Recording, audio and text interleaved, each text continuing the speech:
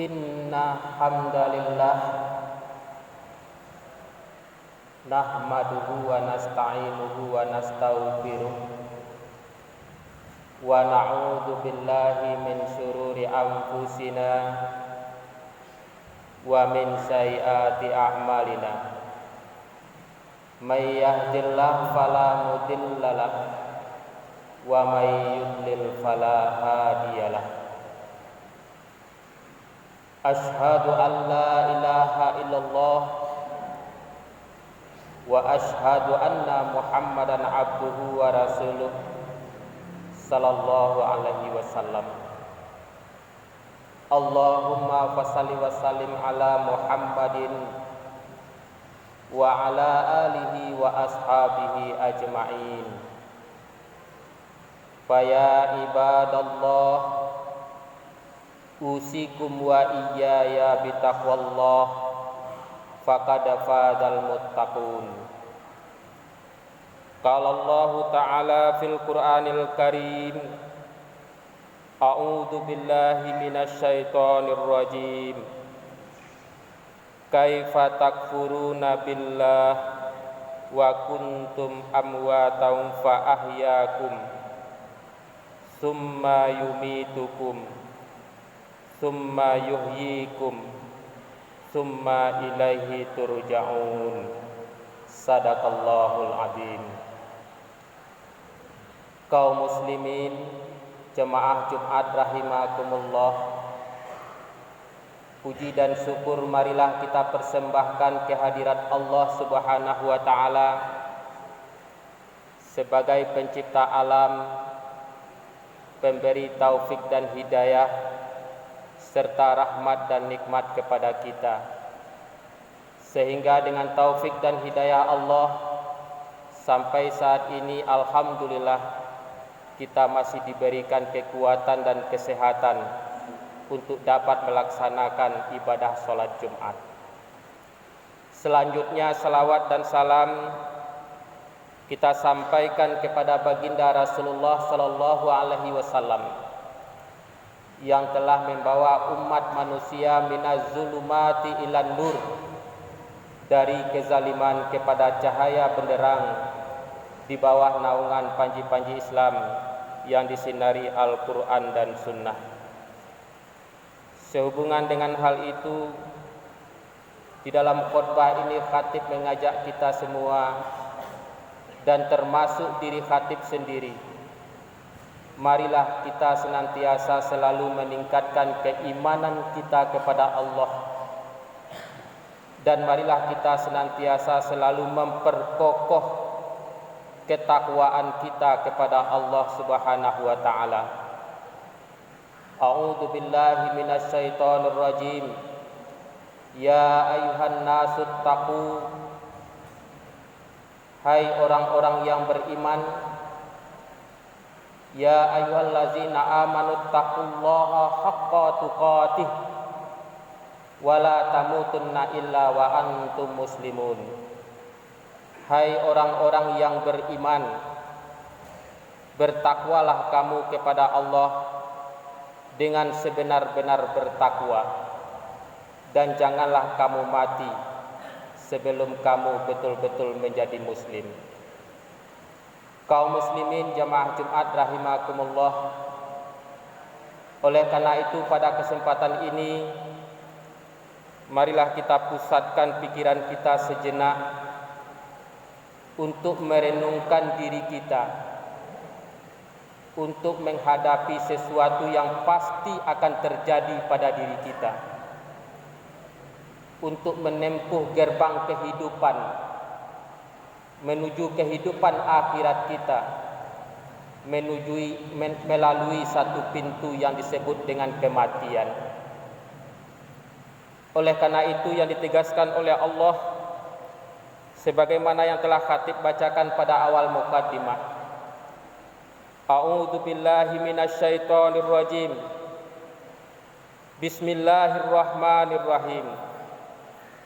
Kaifa takfuruna billahi wa kuntum amwatan fa ahyaakum summa yumitukum summa yuhyikum summa ilaihi turja'un. Bagaimana kamu ingkar kepada Allah, padahal kamu tadinya mati, lalu Allah menghidupkan kamu. Kemudian Allah mematikan kamu, lalu Allah menghidupkan kamu kembali. Kemudian kepada Allah lah kamu akan dikembalikan.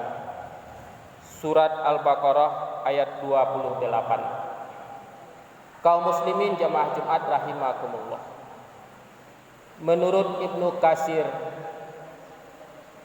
ayat ini menjelaskan kepada kita bahwasanya Allah Subhanahu wa taala berkehendak bahwasanya Allah mempunyai kekuasaan terhadap makhluknya. Allah yang menghidupkan dan Allah lah yang mematikan. Dari ayat ini juga dapat kita pahami bahwasanya kita makhluk hidup akan dipanggil oleh Allah Subhanahu wa taala untuk kembali kepada Allah melalui satu pintu yang disebut dengan kematian. Kaum muslimin jamaah Jumat rahimakumullah, yang menjadi persoalan kita adalah kalau sekiranya Allah Subhanahu wa taala menjemput kita sebagaimana yang dijelaskan di dalam surat As-Sajdah, qul yatawaffakum malakul mautil ladzi wukila bikum summa ila rabbikum turja'un. Katakanlah kamu akan diwafatkan oleh Allah yang diwakilkan kepada malaikat maut, summa ila rabbika turja'un, kemudian kepada Tuhanmu lah kamu akan dikembalikan. Yang menjadi persoalan kita adalah apa perbekalan, apa yang harus kita lakukan untuk persiapan kehidupan kita di hari akhirat, untuk persiapan menjelang kematian kita. Kaum muslimin jamaah Jumat rahimakumullah, tentu banyak yang mesti kita harus lakukan untuk mempersiapkan kematian kita. Pada kesempatan ini setidaknya ada 3 hal yang perlu kita persiapkan untuk menempuh menjelang ajal atau menjelang kematian kita. Kaum muslimin jamaah Jumat yang rahimakumullah, yang pertama adalah yang perlu kita persiapkan pada diri kita, beramal sebaik mungkin. Kaum muslimin jamaah Jumat rahimakumullah, Allah Subhanahu wa taala menjelaskan di dalam surat Al-Mulk ayat 2, A'udzu billahi minasyaitonir rajim. Bismillahirrahmanirrahim. Allazi khalaqal mauta wal hayata liyabluwakum ayyukum ahsanu amala. Yang menciptakan mati dan hidup untuk menguji kamu, siapa di antara kamu yang lebih baik amalnya. Kaum muslimin jamaah Jumat rahimakumullah, berdasarkan ayat ini jelas yang mesti kita persiapkan, yang mesti kita perbuat untuk menjelang kematian kita adalah beramal dengan sebaik mungkin. Bagaimana caranya kita beramal dengan sebaik mungkin? Kaum muslimin jamaah Jumat rahimakumullah, setiap amalan ibadah yang kita lakukan, amalan itu kita laksanakan dengan penuh istiqomah. Karena Rasulullah Shallallahu Alaihi Wasallam juga menjelaskan, fa inna khairal amali adawamahu, maka sesungguhnya sebaik-baik amal perbuatan itu adalah amal itu rutinitas atau berkelanjutan. Kaum muslimin jamaah Jumat rahimakumullah, di samping amalan ibadah yang kita laksanakan dengan penuh istiqomah, amalan itu kita lakukan dengan penuh keikhlasan kepada Allah, memaksimalkan amal ibadah kita, menyempurnakan amal ibadah kita. Ini yang mestinya yang harus kita lakukan menjelang kematian kita, memperbaiki amal perbuatan yang telah kita laksanakan. Kaum muslimin jamaah Jumat rahimakumullah, Dalam sebuah riwayat yang panjang, ketika itu sahabat Rasulullah bersama sahabat duduk di beranda masjid menjelang masuk waktu salat asar. Salah satu sahabat itu bernama Abdullah bin Umar. Ketika waktu salat asar masuk, Nabi dan sahabat segera melaksanakan salat asar. Di dalam perjalanan itu Nabi mengatakan kepada para sahabat, "Wahai sahabat-sahabatku, akan datang bersama kita seseorang ikut melaksanakan salat asar, dia itu adalah calon penghuni surga." Nabi katakan seperti itu kepada sahabat. Kemudian keesokan harinya pada waktu asar, Nabi juga mengatakan hal yang sama kepada sahabat. Akan datang seorang laki-laki bersama kita untuk melaksanakan salat asar, yang dia itu adalah calon penghuni surga. Setelah Nabi mengatakan hal yang seperti itu, Nabi melaksanakan salat asar bersama sahabat. Ada seorang laki-laki separuh baya ikut melaksanakan salat asar bersama Rasulullah. Pada hari ketiga, Nabi juga mengatakan perkataan yang sama kepada sahabat. Akan ada seorang laki-laki ikut salat bersama kita, dia itu adalah calon penghuni surga. Kaum muslimin jamaah Jumat, Abdullah bin Umar penasaran, siapa yang dikatakan oleh Rasulullah seseorang laki-laki ikut salat asar bersama kita, dia itu adalah calon penghuni surga? Abdullah bin Umar ini penasaran, sehingga pada hari yang ketiga setelah salat asar dilaksanakan, Abdullah bin Umar mengikuti laki-laki yang dikatakan oleh Rasulullah sebagai calon penghuni surga. Diikuti oleh Abdullah bin Umar sampai ke rumahnya. Sesampai di rumahnya, Abdullah bin Umar minta izin untuk bermalam di rumahnya sampai 3 hari. Apa tujuan Abdullah bin Umar? Kenapa Rasulullah mengatakan laki-laki ini calon penghuni surga? Apa rahasia ibadah yang dikerjakan sehingga dikatakan sebagai calon penghuni surga? Kaum muslimin jamaah Jumat rahimakumullah.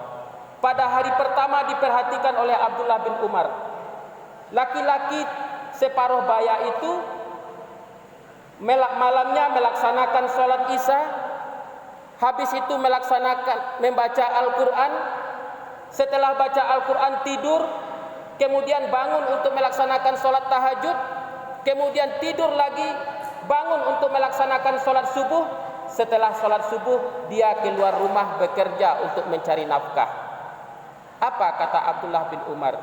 Ini ibadah yang dilakukan oleh orang ini. Kenapa Rasulullah mengatakan dia itu calon penghuni surga? Untung-untung pada malam kedua ada perubahan. Diperhatikan lagi oleh Abdullah bin Umar, apa kelebihan ibadah yang dilakukan sampai malam ketiga? Apa kelebihan ibadah yang dilakukan? Tidak ada kelebihannya, hanya melaksanakan sholat isya, tidur, kemudian bangun untuk tahajud, tidur lagi, bangun untuk melaksanakan sholat subuh, kemudian keluar rumah untuk bekerja. Kata Abdullah bin Umar, tidak ada lebihnya daripada ibadah yang saya kerjakan. Kemudian pada hari yang ketiga itu Abdullah bin Umar pamit kepada laki-laki itu, mohon izin untuk meninggalkan rumahnya. Sebetulnya saya berada di sini, kata Abdullah bin Umar, Tuan adalah calon penghuni surga. Hal itu keluar dari mulut Rasulullah Shallallahu Alaihi Wasallam. Oleh karena itu, apa rahasia ibadah yang Tuan kerjakan? Inilah yang saya perhatikan selama 3 hari. Ternyata tidak ada kelebihannya. Apa yang Tuhan lakukan, saya juga melakukan hal yang seperti itu. Kaum muslimin jamaah Jumat rahimakumullah. Ketika sahabat ini mau berpisah, Abdullah bin Umar mau pulang ke rumahnya, laki-laki ini mau pergi bekerja. Apa kata laki-laki ini? Disentuh bahunya Abdullah bin Umar.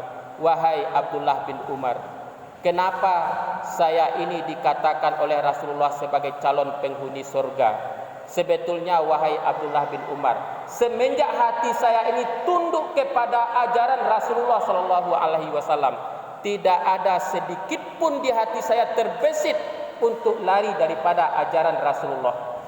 Melaksanakan sholat selalu istiqomah, melaksanakan apa yang diperintahkan oleh ajaran agama Islam selalu saya laksanakan, tunduk dan patuh selalu berpegang teguh dengan apa yang diperintahkan oleh ajaran Rasulullah sallallahu alaihi wasallam. Kaum muslimin jamaah Jumat, inilah rahasia ibadah yang dilakukan oleh sahabat ini sehingga Rasulullah mengatakan kepadanya sebagai calon penghuni surga. Kaum muslimin jamaah Jumat rahimakumullah.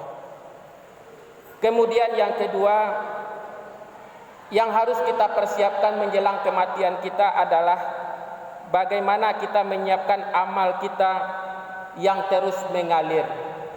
Menyiapkan amal yang terus mengalir adalah sebagaimana yang dijelaskan dalam sabda Rasulullah sallallahu alaihi wasallam. An Abi Hurairah radhiyallahu anhu, anin Nabi sallallahu alaihi wasallam, "Idza mata banu Adama in qata amalu ila min salasatin, sadaqatin jariyah, al ilmu yantafa'u bih, al walidun salihun yad'u lahu." Amalan yang kita perbuat waktu hidup yang selalu mengalir kepada kita walaupun kita telah meninggal dunia adalah amalan-amalan yang bersifat jariyah sebagaimana yang dijelaskan di dalam hadis Nabi Muhammad sallallahu alaihi wasallam. Yang pertama adalah sedekah yang kita berikan. Pada saat ini katakanlah pemerintah sedang berusaha dan memasyarakatkan agar rakyat selalu memperdayakan wakaf di tengah-tengah kehidupan. Ini artinya apa? Bagaimana pemerintah berusaha untuk memperdayakan keuangan menjadi dana abadi umat yang bisa dimanfaatkan sebesar-besarnya untuk kebutuhan rakyat.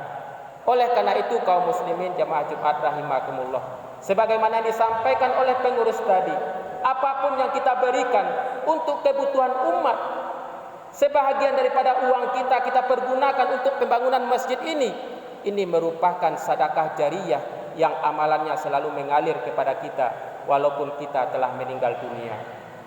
Kemudian yang kedua, ilmu yang kita ajarkan kepada orang lain bermanfaat bagi orang itu dan bermanfaat bagi kita yang mengajarkan.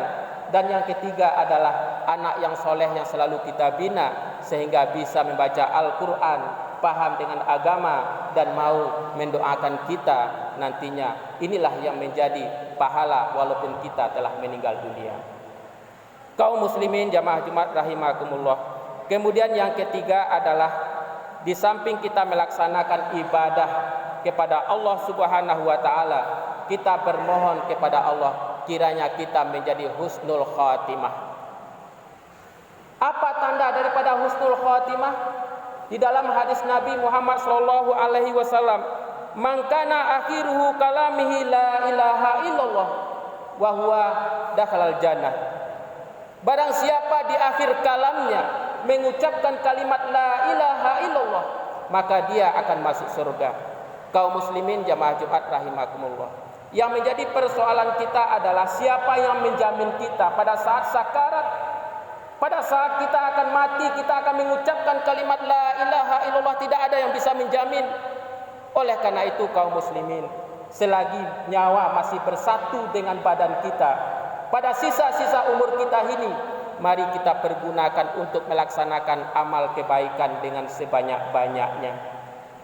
Kaum muslimin jamaah Jumat rahimakumullah, di samping kita melaksanakan amal kebaikan sebanyak-banyaknya, dan tidak lupa pula kita bermohon dan berdoa kepada Allah Subhanahu wa taala sebagaimana doa yang sering kita baca setelah selesai melaksanakan salat. Allahumma inna nas'aluka salamatan fid din wal afiatan fil jasadi wa ziyadatan fil ilmi wa barakatan fi rizqi wa taubatan qablal maut.